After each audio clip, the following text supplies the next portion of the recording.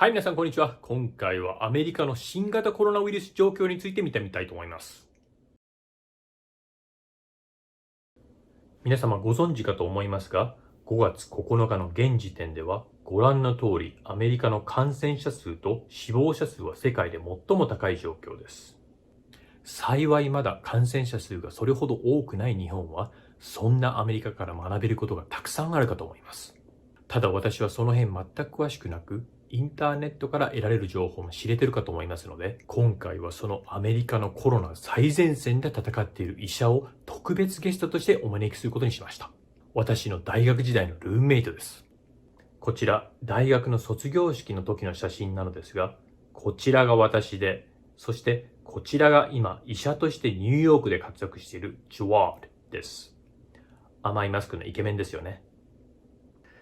私と同時期にハーバード大学を卒業した後、イェール大学の医学大学院で医療を勉強し、フィラデルフィアやボストンなどの医療施設で医者としての活躍を経て、6年ほど前からニューヨークに拠点を置いています。コロナ大国アメリカの中でも、ニューヨークはコロナ震源地と呼ばれるほど大変な状況にあるところです。その最前線で戦っている彼の話を聞いてみたいと思います。You work from home? Well, today yeah, it's interesting. Today actually, this entire week, I'm going to be working from home. So, last month, for pretty much the last like 5 or 6 weeks, I was in Brooklyn. But, the hospital has actually calmed down quite a bit. Mhm. And they're going to redeploy me to another hospital. But for this week and probably next week too, I'm going to be able to work from home. Which is great, because I didn't really get to see anybody I didn't get to see my family last month at all. So yeah, it was terrible. Something like 1 out of every 4 staff members at the hospital got sick at one point. So not only was the hospital filling up with lots of sick people, but the staff that were needed to take care of the sick people, we kept getting sick ourselves and couldn't come in. And so it was a really challenging situation. And at the same time, we had people from all over the country coming in to help. So, you had to get those people organized and staffed the right way. And at the same time, you're trying to take care of all these people who are sick. So it was calamity and it was chaos. It was a bad situation. But things have really honestly since like early April, things have gotten a lot better. And at this point, they're kind of almost stable. And that it's not the numbers of patients aren't actually going down so much anymore. I mean, they are, but they're going down much more slowly, and the whole situation is much more manageable. So I'm going to move from this hospital to another one that's in a little bit more trouble. See if I can't help out there. And you said you had people coming in from out of state? Yeah. So what's been kind of interesting about this, Kenta, is that some people, and it's just their personality, they run towards the problem. Well, yeah. I mean, so some people are scared. I guess the thing is, a lot of people are scared, Okay. including providers, nurses, and doctors. And so they may not necessarily want to volunteer. They work because they have to, but they are scared. A lot of people are scared. And then there's some people who come in from out of state, and they know that New York City is the epicenter of this pandemic, at least in the United States. They know that there are people sick all over the place and sick and dying. But they come, from California, from Alabama, from Kentucky, from Texas, from Kansas. They come from all over the place because they want to help and they want to be a part of it. So that's actually really heartening to see. Some people are just like that, like they run towards the problem. But to me, it's been interesting to see, even amongst my own colleagues, like who runs to go help and who kind of stays back. I now know who that I work with. Mhm. I know who I would want in like a really bad situation. I know which one of my colleagues are the ones I can rely on. Yeah. Courage came out in some people and it was absent in others. Yes, absolutely. I Yeah. bet. Yeah. Well, Well, one, listen, my kids are very small. So I have a 7-year-old, a 5-year-old, and a 3-year-old. They don't want me to go to work like any day. So there's that. But like I can tell my wife she would rather that I didn't go in. So like this week, she's much happier that I'm not going into the hospital than the past few weeks when I was. So there's that. But certainly like they were worried about it. And what's interesting? I'll tell you what. Like maybe I wasn't particularly scared, Kenta. I really wasn't. I mean, I was scared a little bit. Like who wouldn't be? It only makes sense that everybody has a certain amount of fear. But I wanted to be a part of this. I wanted to be a part of the solution. I wanted to be a part of the people who are helping other folks. And then once the pandemic starts and sick people start showing up, and you realize what you need to do to protect yourself by wearing specific masks and wearing specific gowns, gloves, and that sort of thing, it doesn't become as scary anymore. It just becomes a part of the work, where you're like, okay, I have all of this protective gear on, and it's very unlikely. It's not zero, but it's very unlikely that I'm going to get sick at this point. And you just do your job. And listen, I was in the hospital at the peak of the pandemic with all of these sick people all around for 6 weeks, and I never developed anything. So, there's I think a certain amount of rationality that starts to kick into your brain that takes over the fear, that takes over being scared. So I'll take the perspective of back in December. Mm-hmm. So I remember you pinged me. So you texted me back in November or December, I can't remember when it was. It said, hey, Joanne, have you heard about this virus that's in China? And it's funny that when you did that, because I literally had heard about it just the day before. And at that time, this was months ago. This was like almost half a year ago now. And I had heard about it through a colleague who does infectious disease. And I said, oh my gosh, really? There's another one of these viruses that's coming out of China? Like, how often is this going to happen where, a virus jumps from an animal into a human? And why does it always happen in China? Like, why does that keep happening? And when that was going on and it started spreading in China, I was very scared. I'll just tell you, I personally was very scared. Okay. Because the stories I had been hearing about how quickly it spread and how deadly it was, and in particular, how challenging it was for the hospitals in China to tackle it. And then I had heard that, I think everybody heard this all over the world, that I think it was in Wuhan, but in some city in China, they had built a hospital in like 7 days to, start managing the illness. And I thought to myself, oh my gosh, is that what we're going to have to do? Is develop all this additional capacity in order to contain the spread of the virus? And so I started getting very scared, like, and hoping that it stayed in China and that it didn't get out. But of course, that was just fool's thinking. So kind of long answer to your question.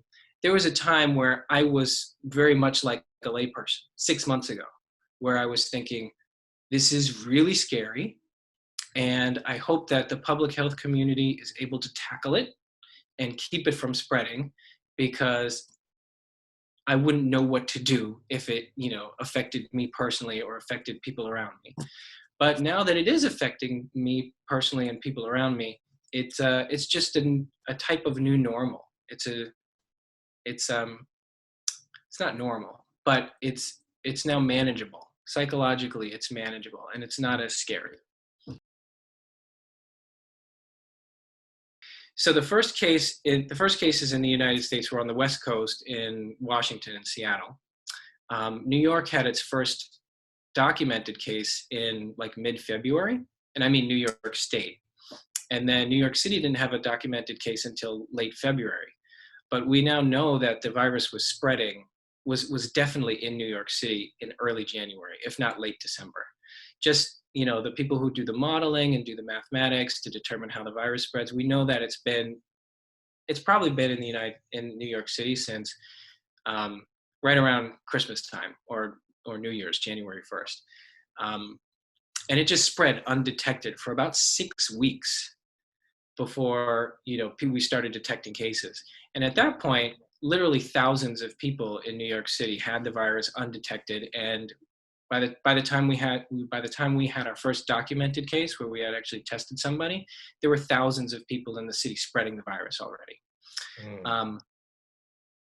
And that's obviously led to the outcome that we had now, where we have about, I want to say there's 300,000 people in, maybe closer to 400,000. I think there's 400,000 people in New York State and about 250,000 people in the city who have a documented case of it. And that's really absolutely an underestimate of the number of folks who have it. So very recently, the State Department of Health, they did a test where they got a similar test to what I got. They got the antibody test to see if folks had had the illness and then developed an immune response to the illness. Because as you've probably heard, there are a number of people who have the virus and they're completely asymptomatic. They have no symptoms, no cough, no fever, no anything. And so they tested this in 3,000 people all across New York State, some in the city, some outside the city, some in the rural areas, everywhere. And they found that 11% of people who were tested had the virus and didn't even know they had it. 11%. And that figure was as high as 24% in New York City itself. Wow. So 1 out of 4 people who were tested who were in New York City had the virus and didn't even know it. 1 out of 4. So so even though there's just 250,000 people who were tested that we know of that had the virus, when we did this antibody test to look for immune response to the virus, it's really suggestive that many, many more have had it, because 250,000 people is maybe, I don't know, like 5% of the city. No, I'm sorry. It's more like 2% of the city. 250,000 people is more like 2% of the city.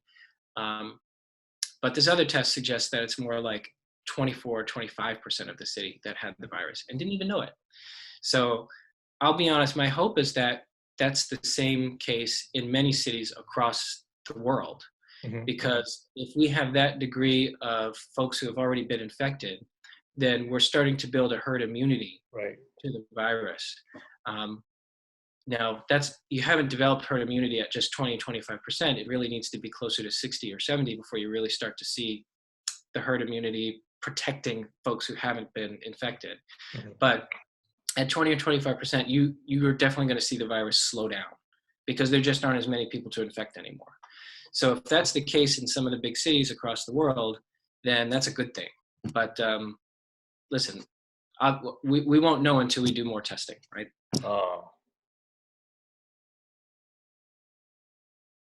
We're very individualistic over here.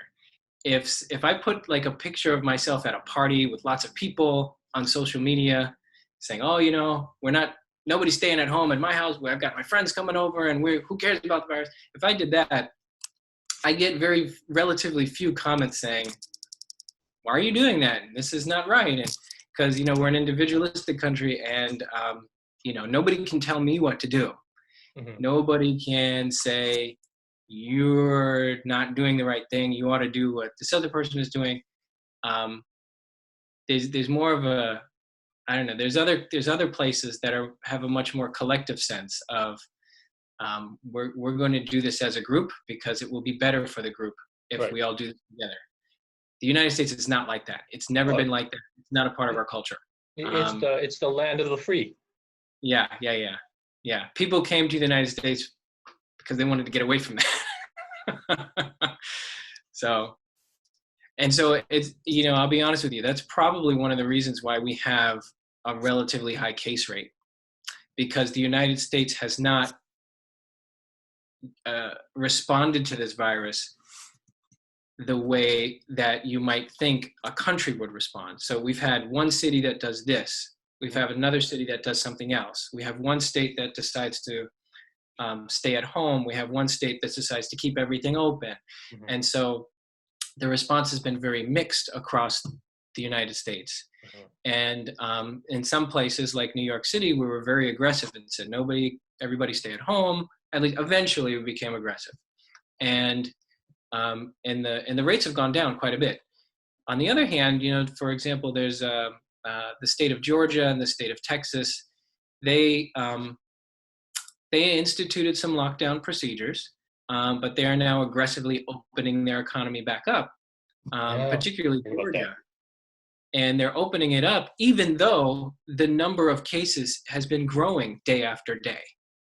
Go figure. It defies the science. But because the United States is who it is, you can't tell me what to do. The city tells the state, you can't tell me what to do. The state tells the federal government, you can't tell me what to do. I'm going to do my own thing. States and cities have responded in different ways, and it's made it challenging, right? So I would say there's a time to be very individualistic, right? You want to start a business, you want to create some new novel product. And there's some things that make the United States really great because people do their own thing. This is not one of them. In a pandemic, when the virus does not care if you live, in this city or that city, everybody has to respond in the same way. This is a time where you have to have more of a collective mindset, like places in East Asia. You have to have more of a mindset where the things that I do are going to affect other people, and the things that other people do are going to affect me. In a pandemic, you have to think like that. Unless there's somebody out there who's much smarter than me, who knows how to do it another way, this is how you have to approach it. Otherwise, if I live in a city that says, everybody stay put, nobody leave your house, but the city next door says, oh, we've got our restaurants open, we've got our bars open, we've got our beaches open, I'm going to leave my house and I'm going to go over to that city and I'm going to mingle around and I'm going to catch the virus and I'm going to bring it back to my home in my city. And even though my city has been locked down, I'm going to start spreading it. So it doesn't work to have different responses in different places. It's part of the reason why we've had the highest number of cases here in the United States. I see. Probably not yet. I mean, listen, I don't know how the virus has been spreading in Japan. I did hear about a month ago, there's a Japanese island that was very, very aggressive in attacking the virus. I think it was or Hokkaido, the northern island. Yeah, thank you. Yeah, sorry, I was saying it wrong.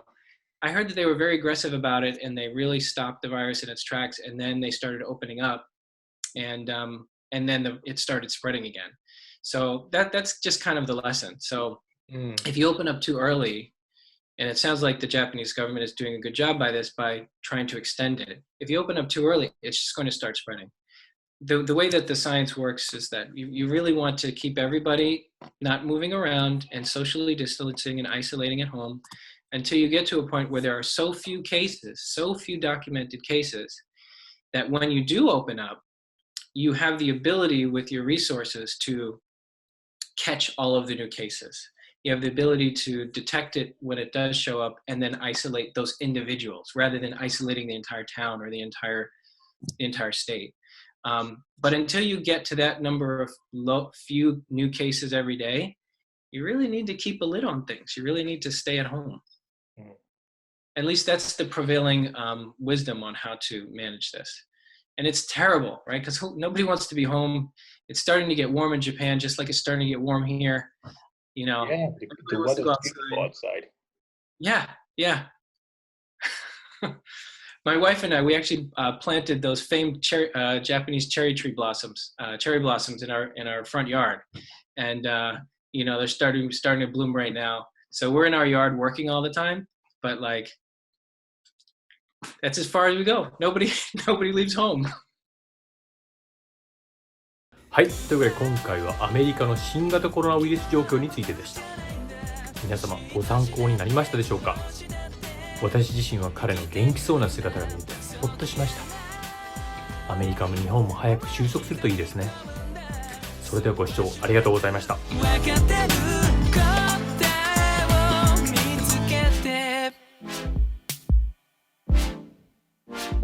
見つけて